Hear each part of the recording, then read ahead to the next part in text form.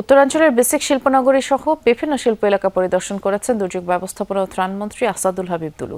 সকালে পরিদর্শন শেষে কুড়িগ্রাম ও লালমনিরহাটের স্থানীয় উদ্যোক্তা এবং সরকারি কর্মকর্তাদের সাথে মতবিনিময় সভায় অংশ নিয়ে মন্ত্রী বলেছেন, বিগত সময় উত্তরাঞ্চলের উন্নয়নের ক্ষেত্রে চরম বৈষম্যের শিকার হয়েছে।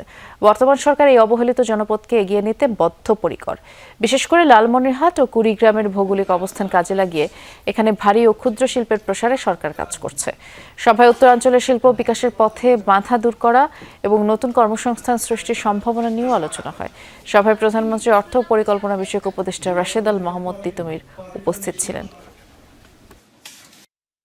কিভাবে এই এলাকায় কর্মসংস্থান সৃষ্টি করা যায়, শিল্প কারখানা করা যায়, সেই ব্যাপারে বিভিন্ন বিভাগের মতামত নেওয়া হয়েছে, রাজনৈতিক সমাজকর্মীদের মতামত নেওয়া হয়েছে এবং আগামী দিনে আগামী বাজেটে এই এলাকাটাকে কিভাবে বেশি বেশি সুযোগ সৃষ্টি করা যায় এই বিষয়গুলো আলোচনা হয়েছে।